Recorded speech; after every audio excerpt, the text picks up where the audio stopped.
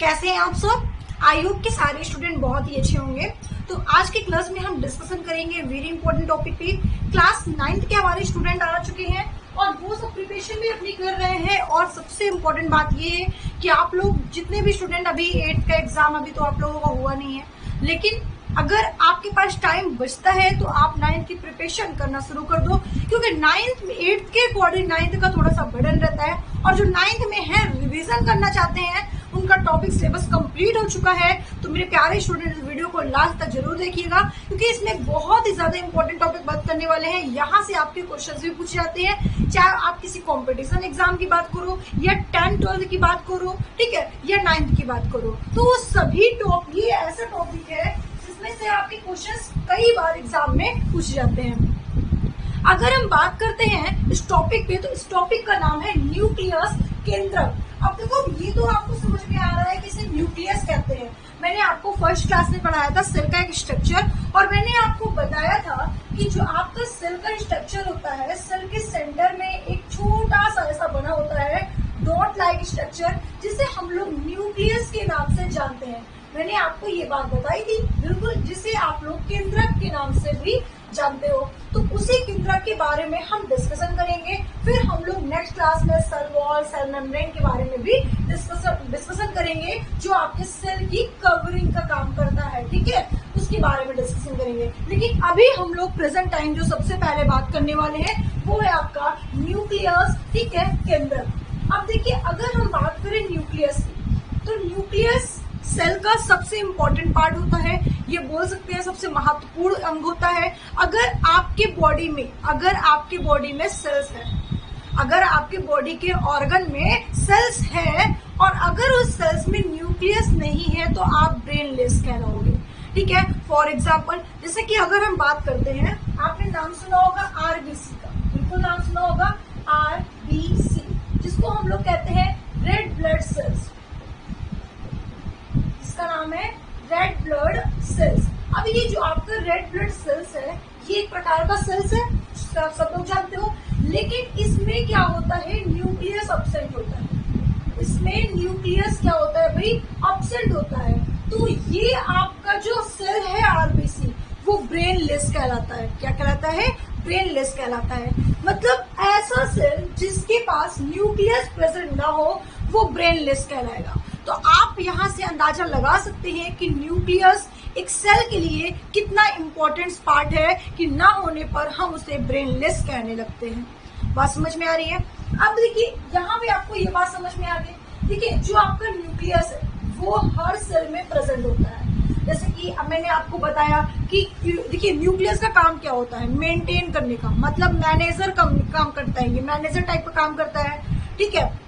जैसे कि आपका स्कूल है, ठीक है, और स्कूल में एक प्रिंसिपल होते हैं, एक मैनेजर होते हैं। तो मैनेजर का काम क्या होता है, स्कूल की बिल्डिंग को तैयार करके कि स्कूल बना दिया है, अब उसको मैनेज करने का काम कौन करता है, प्रिंसिपल करता है। या तो प्रिंसिपल क्या करता है कि प्रिंसिपल एक अपनी वाइस प्रिंसिपल को रखता है, जिसको सारी चीजें बताता है कि देखो ऐसे ऐसे मैनेज करना है, ये नहीं है तो ये मंगाना है, ये मुझे इन्फॉर्म करना है, सब कुछ मेंटेन करना है, किसको, वाइस प्रिंसिपल को। तो उसी तरीके से आपका न्यूक्लियस भी होता है। सेल आपका अगर प्रिंसिपल है तो न्यूक्लियस आपका वाइस प्रिंसिपल हो गया। ये चीजों को मैनेज करने का काम करता है कि कौन सी चीजें हमारे सेल में है, कौन सी चीजें नहीं है, किसको बाहर भेजना है, किसको अंदर लाना है, इन सभी का काम आपका कौन करता है, न्यूक्लियस करता है, ठीक है। अच्छा, उसके बाद देखिए, अगर न्यूक्लियस की बात करें तो न्यूक्लियस का डिस्कवर सबसे पहले किसने किया था, तो आपको बताना है रॉबर्ट ब्राउन ने, ठीक है। रॉबर्ट ब्राउन ने डिस्कवर किया था किसका भाई, न्यूक्लियस का। लेकिन अगर आपसे पूछा जाए कि सेल का डिस्कवर किसने किया था, तो आप क्या बताओगे, रॉबर्ट हुक ने, ठीक है। रॉबर्ट हुक ने आपका डिस्कवर सेल का किया था, और न्यूक्लियस का डिस्कवर किसने किया था, तो रॉबर्ट ब्राउन ने किया था। इतनी बात कंफर्म हो गई आपको, ठीक है। अब देखिए, ये एक न्यूक्लियस का स्ट्रक्चर है। जब आप सेल वाले डायग्राम में देखोगे तो वहां पर एक छोटा सा ऐसा स्ट्रक्चर दिखता है जिसको आप लोग न्यूक्लियस बोलते हो। लेकिन अगर हम स्ट्रक्चर न्यूक्लियस का बाहर निकाल के बनाएंगे तो आपका जो न्यूक्लियस का स्ट्रक्चर होता है वो कुछ इस प्रकार से दिखता है। अब उसमें हम एक एक चीज को, एक एक पॉइंट को अच्छे से पढ़ते हैं, न्यूक्लियस कैसे दिखता है, क्या है, सारी चीजें इस वीडियो में हम लोग देखेंगे। अब देखिए, अगर हम न्यूक्लियस के बारे में बताएं तो सबसे पहला पॉइंट आपको लिखना है कि न्यूक्लियस इज द, ठीक है, nucleus is the stainable center of each cell. Okay, means कि आपका जो न्यूक्लियस होता है वो सेंटर सेल के सेंटर में प्रेजेंट होता है, जो डॉट लाइक स्ट्रक्चर होता है। कैसा भाई? सेल डॉट लाइक स्ट्रक्चर होता है जो सेल के सेंटर में प्रेजेंट होता है। ठीक है, देखिए अब हम अगर बात करते हैं कि यहाँ पर जो सेल्स न्यूक्लियस होते हैं उसकी डबल मेम्ब्रेन होती है, एक इनर मेम्ब्रेन एक आउटर मेम्ब्रेन। आप देख रहे हैं कि 2 मेम्ब्रेन इस तरीके से बनी हुई है ना, आपको दिख रहा होगा, बिल्कुल आपको दिख रहा होगा यहाँ पे कि आप देख पा रहे हैं कि यहाँ पर एक ब्लैक ये बनी हुई है और एक ये बनी हुई है, तो डबल मेम्ब्रेन। तो हम यहाँ पे कह सकते हैं ना, जब डबल मेम्ब्रेन है तो बिल्कुल आप ये बोल सकते हो कि it has a double membrane with pores for material to move through the membrane. ठीक है, बिल्कुल बोल सकते हो आप लोग कि आपका न्यूक्लियस डबल मेम्ब्रेन स्ट्रक्चर होता है। अब देखो ये आपका ये वाले मेम्ब्रेन आपका कौन सा स्ट्रक्चर होगा? Outer membrane. ठीक है, और यहाँ पर आपको कहीं ना कहीं इनर मेम्ब्रेन भी दिख रहा है, मैंने यहाँ पे मेंशन किया होगा। ठीक है, ये आपका क्या हो गया भाई? आउटर मेम्ब्रेन हो गया, और ये आपका क्या हो गया? इनर मेम्ब्रेन हो गया। ठीक है, तो आउटर मेम्ब्रेन और इनर मेम्ब्रेन के बीच में कुछ लिक्विड सा फ्लूइड प्रेजेंट होता है। ठीक है, कुछ लिक्विड सा फ्लूइड प्रेजेंट होता है जिसे पेरी न्यूक्लियो स्पेस के नाम से हम लोग जानते हैं। आई बात समझ में? आपसे पूछा जाएगा कि न्यूक्लियस के आउटर मेम्ब्रेन इनर मेम्ब्रेन के बीच में कौन सा फ्लूइड होता है या उसका क्या नाम होता है, तो आपको बताना है पेरी न्यूक्लियो स्पेस के नाम से हम इसे जानते हैं। इतनी बात आपको क्लियर हो गई है? ठीक है, इतनी बात क्लियर हो गई सभी स्टूडेंट को? अगर क्लियर हो गई तो आप मुझे जरूर बताइए। ठीक, अब देखो ये बात तो समझ में आ गई हमें। ठीक है, अब हम लोग आ जाते हैं भाई मेम्ब्रेन के अंदर। जब हम लोग आ गए मेम्ब्रेन के अंदर तो हमने देखा कि यहाँ पर जैसे सेल के अंदर कुछ लिक्विड सा फ्लूइड भरा होता था, जैसे सेल के अंदर कुछ लिक्विड सा फ्लूइड भरा होता था, वैसे ही न्यूक्लियस के अंदर भी कुछ लिक्विड सा फ्लूइड भरा है, जिसको हम लोग किस नाम से जानते हैं? तो आपको बताना है कि मैम उसे आप लोग न्यूक्लियोप्लाज्म के नाम से जानते हैं। न्यूक्लियोप्लाज्म याद रखेंगे आप लोग, मतलब कि जो न्यूक्लियस के अंदर लिक्विड फ्लूइड है उसे न्यूक्लियोप्लाज्म के नाम से जानते हैं, और जो सेल के अंदर जो लिक्विड फ्लूइड है उसे साइटोप्लाज्म के नाम से जानते हैं। प्लाज्म बोलते हैं मीन्स कि सेल के अंदर है तो साइटोप्लाज्म, न्यूक्लियस के अंदर है तो न्यूक्लियोप्लाज्म, क्योंकि न्यूक्लियो का मतलब होता है केंद्रक और साइटो का मतलब होता है सेल। ठीक है, तो यहाँ पर देखो मैंने लिखा भी है कि भाई ये वाला पार्ट आपका अंदर जो है लिक्विड फ्लूइड उसे आप न्यूक्लियोप्लाज्म कहते हैं, जो सेल के बाहर है उसे हम लोग साइटो मतलब सेल के बाहर नहीं, न्यूक्लियस के बाहर सेल के अंदर, तो उसे हम लोग साइटोप्लाज्म कहते हैं। जब साइटोप्लाज्म और न्यूक्लियोप्लाज्म को हम मिलाएंगे तो ये दोनों मिलकर क्या बनाएंगे? आपको बताना है मैम, प्रोटोप्लाज्म बनेंगे। क्या बनेंगे भैया? प्रोटोप्लाज्म बनेंगे, जिसको हम लोग जीव द्रव्य के नाम से जानते हैं। आई बात समझ में आपको? यहाँ पे आपको बताना है कि साइटोप्लाज्म प्लस न्यूक्लियोप्लाज्म को हम क्या बोलते हैं? प्रोटोप्लाज्म कहते हैं। और प्रोटोप्लाज्म का डिस्कवर किसने किया था? तो आपको बताना है कि पुरकिंजे ने किया था। ठीक है, किसने किया था? पुरकिंजे एक साइंटिस्ट है जिन्होंने प्रोटोप्लाज्म का डिस्कवर किया था, और प्रोटोप्लाज्म का यूनिट का आधारभूत इकाई माना जाता है। याद है? चलिए, इतनी बात सबको समझ में आ गई? यहाँ तक किसी को कोई डाउट है? अगर यहाँ तक किसी को कोई डाउट है तो आप हमें कमेंट करके बिल्कुल पूछ सकते हैं। अब देखिए, अब हम अगर बात करते हैं, यहाँ पे आते हैं न्यूक्लियोप्लाज्म के अंदर। जब हम न्यूक्लियोप्लाज्म के अंदर मतलब सेल न्यूक्लियस के अंदर आ गए न्यूक्लियोप्लाज्म में, तो न्यूक्लियोप्लाज्म में हमने देखा कि कुछ इस तरीके से कुछ आपने देखा कि कुछ धागे नुमा संरचना, कुछ गुच्छे टाइप का एक स्ट्रक्चर बना होता है, जिसे हम लोग क्या बोलते हैं? क्रोमैटिन के नाम से जानते हैं। क्या बोलते हैं भाई? क्रोमैटिन के नाम से जानते हैं। और क्रोमैटिन का ही जो लार्ज पार्ट होता है उसी को आप लोग क्रोमोसोम कहते हैं। अब ये क्रोमैटिन क्रोमोसोम कैसे बना, हम ये सब आज की क्लास में डिस्कशन करेंगे। अब अगर हम बात करते हैं, ठीक है, देखिए यहाँ पे अब आपको क्या बताना है भाई? क्रोमैटिन के बारे में बताना है कि न्यूक्लियस के अंदर मैम प्रेजेंट होता है डीएनए। क्या? न्यूक्लियस के अंदर मैम प्रेजेंट होता है डीएनए, और डीएनए का फुल फॉर्म क्या होता है?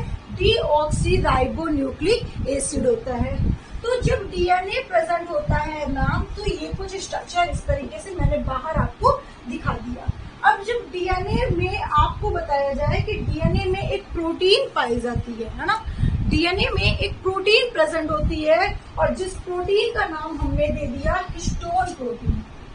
डीएनए में एक प्रोटीन पाई जाती है जिस प्रोटीन का नाम आपने क्या दिया मैम, हिस्टोन प्रोटीन दिया। तो ये मैंने एक चैन बना दिया। जब ये डीएनए प्रोटीन के साथ हिस्टोन प्रोटीन के साथ मिल गई तो एक चैन बनानी कुछ इस तरीके से, और इसी चैन को हम लोगों ने नाम क्या दे दिया, क्रोमैटिन। क्या नाम दिया भाई, क्रोमैटिन नाम दिया। आई बात समझ में, ठीक है। अब क्रोमैटिन का ही लार्ज पार्ट क्या कहलाता है, क्रोमोसोम कहलाता है। बात समझ में आ गई। क्रोमैटिन का लार्ज पार्ट क्या कहलाता है, क्रोमोसोम कहलाता है। और क्रोमोसोम में भी छोटे छोटे पार्टिकल्स होते हैं जिसे हम लोग क्या कहते हैं, जीन के नाम से भी जानते हैं। क्या कहते हैं, जीन के नाम से हम जानते हैं। और हम जानेंगे इन सबका फंक्शन भी। अभी आपको इंटरेस्टिंग लगेगा ये टॉपिक पढ़ने में। इतनी बात सबको समझ में आ गई कि नहीं, पहले मुझे आप लोग ये बताओ, ठीक है। जल्दी से एक बार मुझे बताइए मैंने क्या क्या बताया, आप देख लीजिए कि nucleus is the stainable dark dot like structure seen in the centre of a cell. आपके सेल के बीच में न्यूक्लियस होता है जो डॉट लाइक स्ट्रक्चर होता है। एंड आपको बताना है कि it has a double membrane, inner membrane और आउटर मेम्ब्रेन, ठीक है।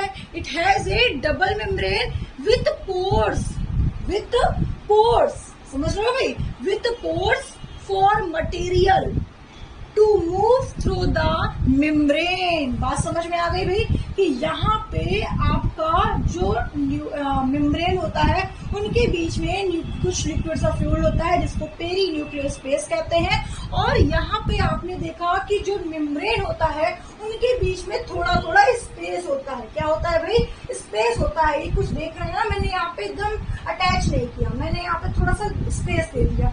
इसी स्पेस को हम लोग कहते हैं न्यूक्लियर पोर। क्या कहते हैं भाई, इसे न्यूक्लियर पोर कहते हैं। और ये जो आपका न्यूक्लियर पोर है वो क्या करता है, मटेरियल को अंदर आने और बाहर जाने का काम करता है। मतलब कि मटेरियल बाहर आ सके और बाहर की चीजें अंदर आ सके, अंदर की चीजें बाहर जा सके।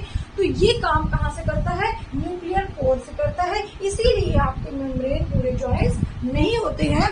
और इसीलिए बताया गया कि it has double membrane with pores for material to move through the membrane. Membrane के बाहर मटेरियल जाने और आने का काम न्यूक्लियर पोर का होता है। इतनी बात सबको समझ में आ गई, ठीक है। उसके बाद मैंने आपको बताया कि न्यूक्लियस कंटेन न्यूक्लियोप्लास्ट, ठीक है। न्यूक्लियस कंटेन न्यूक्लियोप्लास्ट, आई बात समझ में। And in mass of the thread non chromatin. क्या समझ में आया भाई, जस्ट मैंने अभी बताया आपको कि आपके न्यूक्लियस के अंदर लिक्विड्स ऑफ फ्लूइड होता है जिसे न्यूक्लियोप्लाज्म कहते हो। और न्यूक्लियोप्लाज्म के अंदर कुछ थ्रेड लाइक स्ट्रक्चर जिसे आपने क्या कहा, क्रोमैटिन कहा। और क्रोमैटिन का लार्ज पार्ट क्रोमोसोम कहलाता है। तो आप कह सकते हो कि chromatin get arranged into chromosome during cell division. Okay, बात सबको समझ में आ गई कि नहीं, जल्दी से बताइए। देखिए अब आपसे ये भी पूछा जा सकता है कि क्रोमैटिन का स्ट्रक्चर कैसा होता है। तो आप बोल सकते हो भाई रॉड लाइक स्ट्रक्चर, है ना, या चैन लाइक स्ट्रक्चर, ठीक है, विथ मेड ऑफ डीएनए और कौन सी प्रोटीन, हिस्टोन प्रोटीन। समझ में आ रहा है, कौन सी प्रोटीन, हिस्टोन प्रोटीन। याद रखेंगे अगर आपसे पूछे कि क्रोमैटिन किससे मिलकर बना है तो आपको बताना है कि आपका जो क्रोमैटिन है वो डीएनए और हिस्टोन प्रोटीन से मिलकर बना हुआ है। और डीएनए और हिस्टोन प्रोटीन मिलकर क्या बनाते हैं, क्रोमैटिन। और क्रोमैटिन का लार्ज पार्ट क्या कहलाता है, क्रोमोसोम कहलाता है, ठीक है।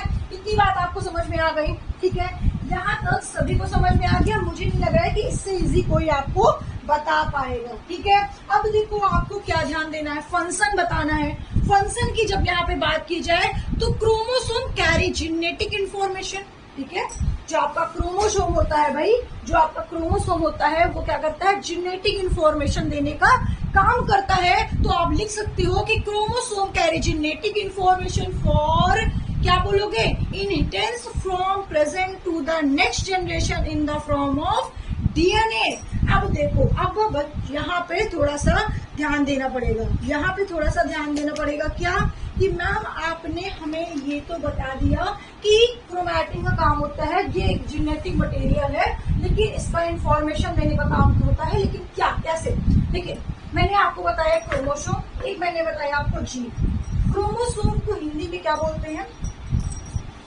इसको हिंदी में बोलते हैं गुणसूत्र, ठीक है। और अगर हम बात करें क्रोमोसोम की, तो ये जेंडर डिसाइड करने का काम करता है, ठीक है।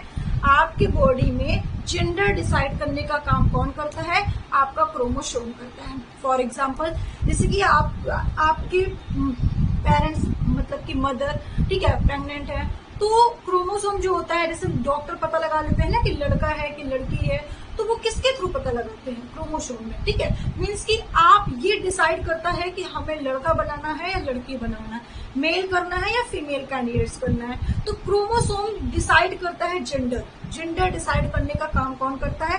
क्रोमोसोम। आपसे पूछा जाए कि हमारे बॉडी में जेंडर कौन डिसाइड करता है? क्रोमोसोम, ठीक है। और जो जीन होता है आपका, ठीक है, जीन क्या होता है? तो आपको बताना है कि जो जीन होता है वो क्या करता है? वो हमारे भाई क्या करता है, जल्दी बताओ।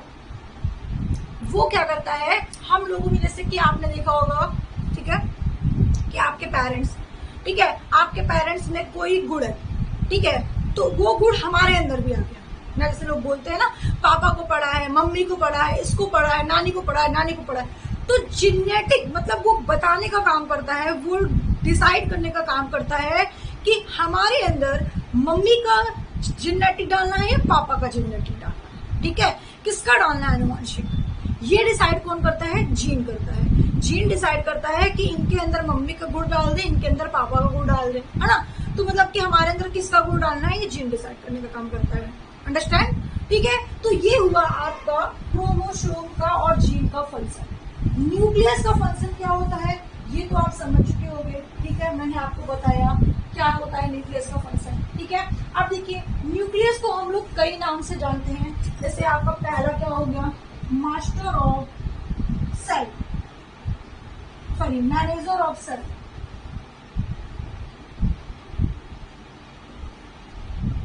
मैनेजर ऑफ सेल किसे कहते हैं? न्यूक्लियस। यूनिट ऑफ सेल किसको कहते हैं? न्यूक्लियस, ठीक है। Manager of cell, unit of cell, control of cell. Control of cell किसे कहते हैं? न्यूक्लियस।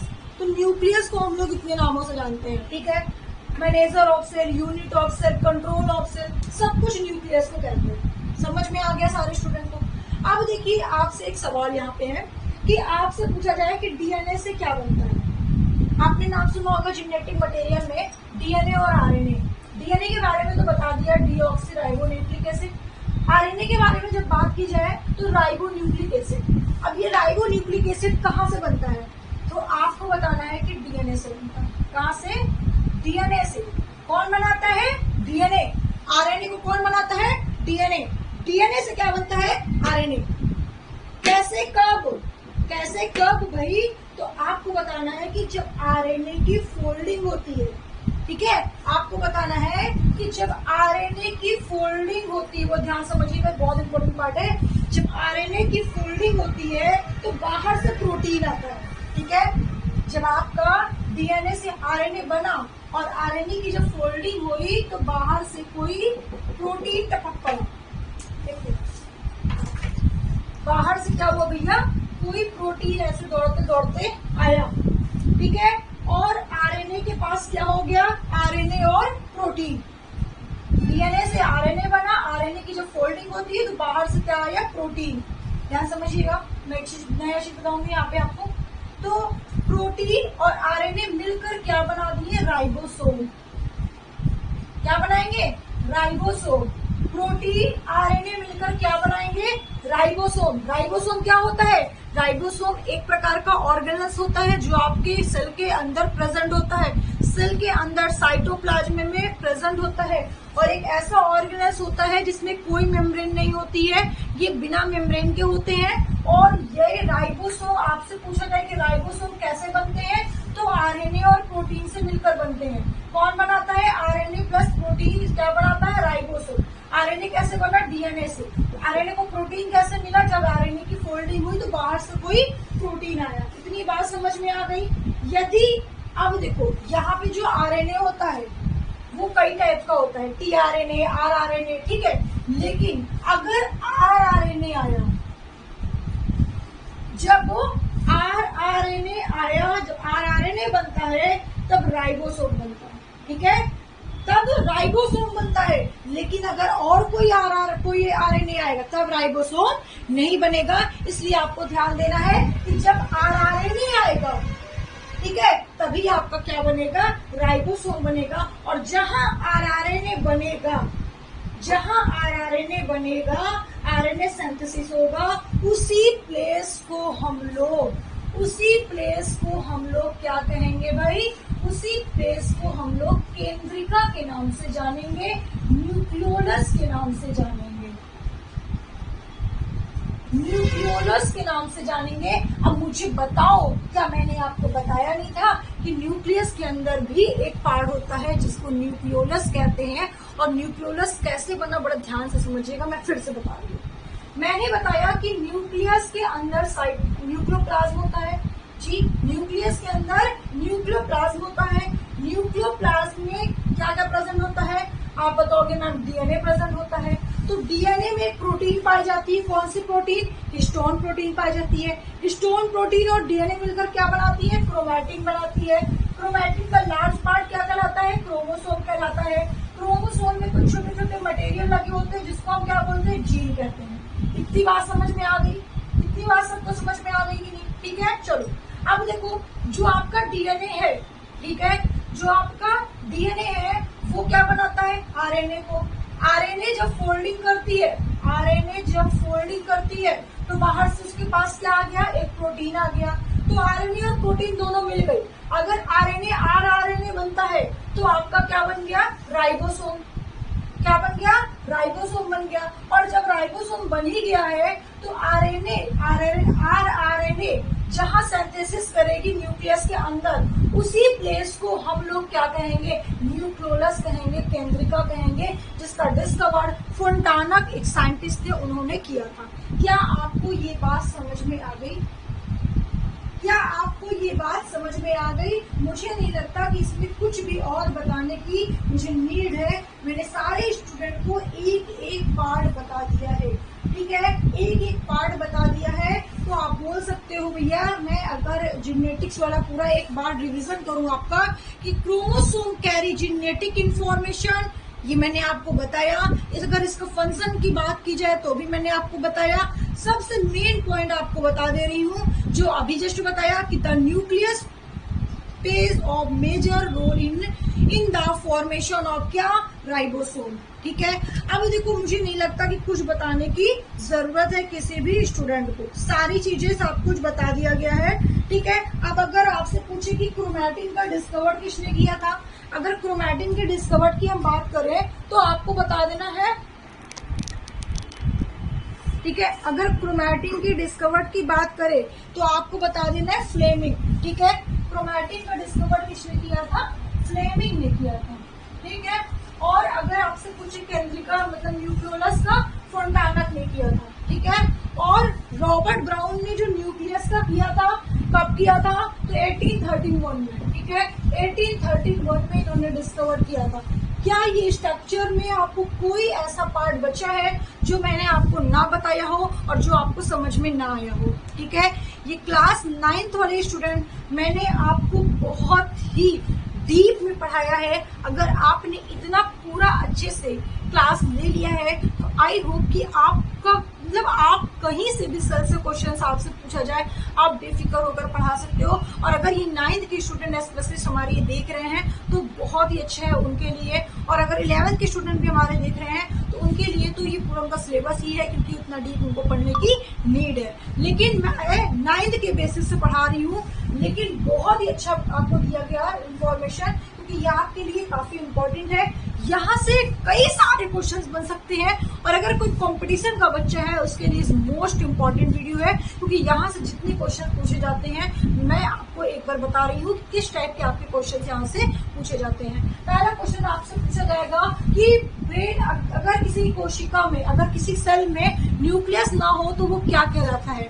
आपका पहला क्वेश्चन बन गया। ठीक है, सेकेंड क्वेश्चन आपका यहाँ पे बन जाएगा कि यहाँ पे सेकंड क्वेश्चन बनेगा कि आपका न्यूक्लियस का डिस्कवर किसने किया था। थर्ड क्वेश्चन बनेगा कि इनर मेम्ब्रेन आउटर मेम्ब्रेन के बीच में जो स्पेस होता है उसे हम क्या कहते हैं। फोर्थ क्वेश्चन आपका बनेगा यहाँ से कि जो आपका न्यूक्लियर कोर होता है उसका फंक्शन क्या होता है। नेक्स्ट क्वेश्चन आपका बनेगा कि हम न्यूक्लियस को या यूनिट ऑफ सेल किसे कहते हैं, कंट्रोल ऑफ सेल किसे कहते हैं, मैनेजर ऑफ सेल किसे कहते हैं। ठीक है, उसके बाद आपका यहाँ बन सकता है कि क्रोमैटिन का डिस्कवर किसने किया था।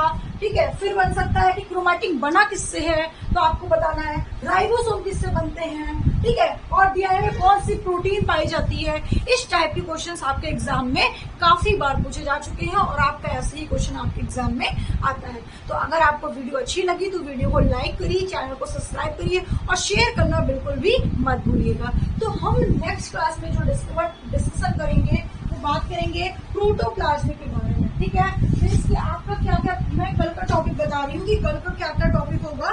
ठीक है, आपका हो जाएगा यहाँ पर प्रोटोप्लाज्म हो जाएगा। ठीक है, प्रोटोप्लाज्म बताएंगे आपको। ठीक है, न्यूक्लियर मेम्ब्रेन, न्यूक्लियर कोर, मैंने सब बताया, यहाँ पर कुछ बचा नहीं है आपका। ठीक है, न्यूक्लियर मेम्ब्रेन क्या होता है बता सकते हो आप लोग कि इट इज डबल मेम्ब्रेन या डबल लेयर।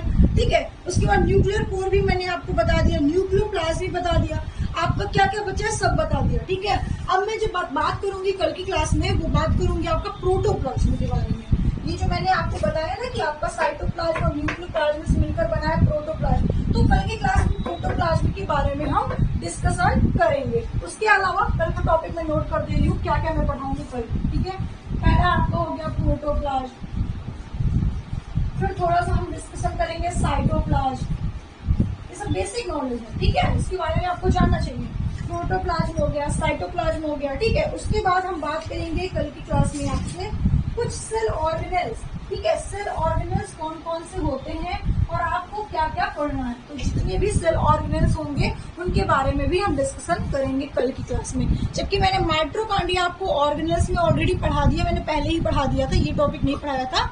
लेकिन मैं आपको कल ये 3 टॉपिक कवर कराऊंगी। सेल ऑर्गेनेल्स क्या होता है, डीएनए, प्रोटोप्लाज्म क्या होता है और साइटोप्लाज्म क्या होता है। उसके अलावा जो आपका ऑर्गेनेल्स में बात चलेगा, माइटोकॉन्ड्रिया कंप्लीट हो गया। राइबोसोम के बारे में भी हम कल की क्लास में ही डिस्कशन करेंगे। ठीक है, राइबोसोम को हिंदी में भी राइबोसोम के नाम से ही जाना जाता है। तो कितने स्टूडेंट ऐसे हैं जो अभी तक वीडियो को लाइक नहीं किए, देख रहे हैं लेकिन वीडियो को लाइक नहीं किए। जल्दी से वीडियो को लाइक करिए और जितने स्टूडेंट को आप शेयर कर सकते हैं शेयर करिए। आपका थोड़ा सा सपोर्ट चाहिए। अगर आपने चैनल को सब्सक्राइब नहीं किया तो सब्सक्राइब कर दीजिए और शेयर करिए, अपने दोस्तों से भी सब्सक्राइब करने के लिए बोलिए, क्योंकि आपके सपोर्ट के बिना टीचर कुछ आगे नहीं कर सकता। ठीक है, क्योंकि यूट्यूब पे अगर कोई टीचर पढ़ा रहा है, इतनी मेहनत कर रहा है, तो बिना आपके सपोर्ट के कुछ नहीं होगा। इसलिए कोशिश आपकी ये होनी चाहिए कि अगर हम आपको फ्री क्लासेस दे रहे हैं, सब कुछ दे रहे हैं, इतनी मेहनत कर रहे हैं, तो आपको भी थोड़ा सा टीचर के लिए इतना करना चाहिए। Okay, thank you.